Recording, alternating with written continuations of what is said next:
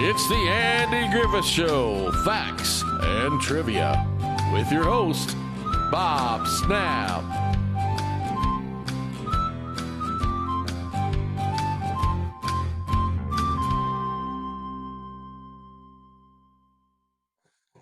Hi, guys, and welcome to the Andy Griffith Show, Facts and Trivia. Appreciate you being here. Someone in the comments section yesterday said, I really enjoy the ones, or they really enjoy the ones that I do about a certain episode.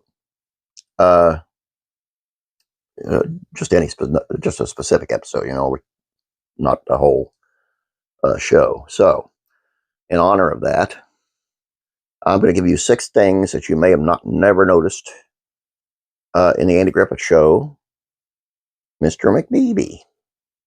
Here we go. Okay, here we go, and let's start with Blackie, the imaginary horse, did actually make an appearance on the show. The episode opens on Opie galloping around the backyard, and on his imaginary horse, which he named Blackie. At the kitchen table, Opie describes the horse to Barney as being big like cowboys have, black all over with a white spot on his nose. This imaginary steed plays a key part in the story about Opie's imagination. Being imaginary, Blackie's never seen. Well, not anymore. Those who watched the episode when it originally aired got to see Blackie poke his head through the kitchen window. Barney, Andy, and Opie promoted Jell-O pudding in one of the advertising spots for the show's sponsor, and he's just as Opie described. The Taylors must have built a back porch sometime in season 3. As mentioned, Mr. McBeevee gives us a rare look at the back of the Taylor home. Clothing dries on a clothesline. Opie's bike stands propped on the grass. A couple of wooden chairs offer a spot to relax.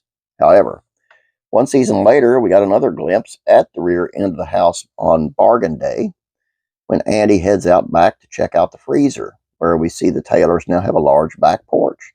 Maybe Andy got a bonus check for Christmas in 1962. Barney keeps a file on the hermit. When Opie sits in the police station and describes his new friend to Barney, pay close attention to the folders behind Opie. You can see that Barney keeps a file on the hermit. Could this be his dossier on Quiet Sam from season 1, or is it the eerie hermit with the golden arm we hear in the ghost story during Back to Nature? Ron Howard reunited with Mr. McBeevee on Happy Days. Astute classic television fans might recognize Carl Swenson as Mr. McBeevee, even without the actor's mustache. Best known as Lars Hansen, the founder of Walnut Grove and town elder of Little House on the Prairie. He also played Eddie Haskell's dad, George, on Leave It to Beaver, but particularly fond of his reunion with Opie himself, Ron Howard.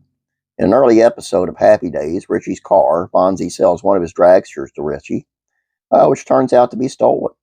This lands Richie in the police station, where he confronts a detective played by, Carl Swenson. Here's even a little bit more of an in-joke about Blackie.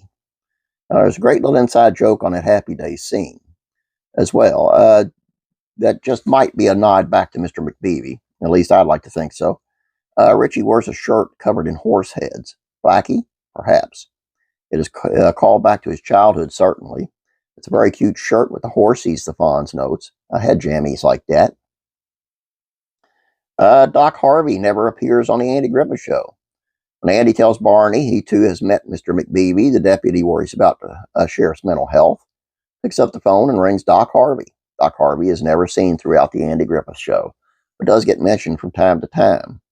Doc Harvey's name comes up in A Wife for Andy, and we learn in Barney's physical that the medical man once prescribed a harness for Asa Breeny that made the sleepy guard a good half-inch taller.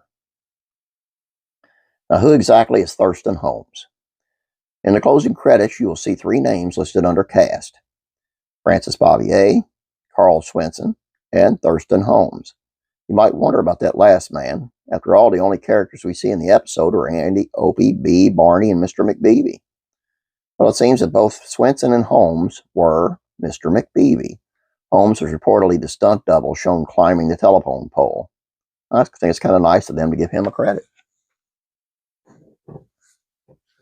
And there you go. some things you might not have known about Mr. McBeevee. The last one really kind of, I thought was neat. Good job on giving him credit. It was one of the most popular Andy Griffith episodes.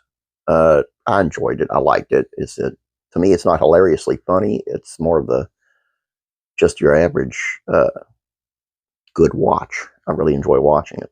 I never get a belly laugh out of that one for some reason, but I enjoy the episode.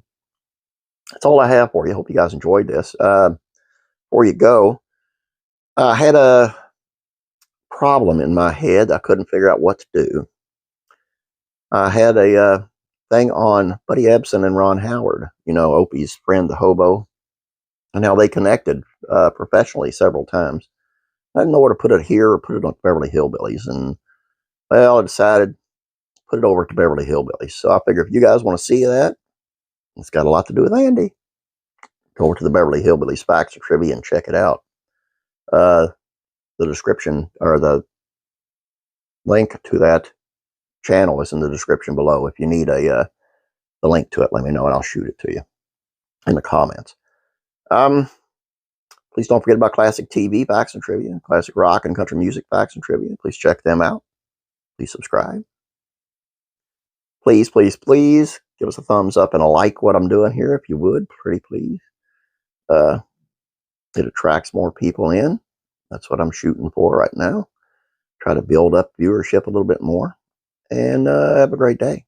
God bless you, and I'll be praying for you.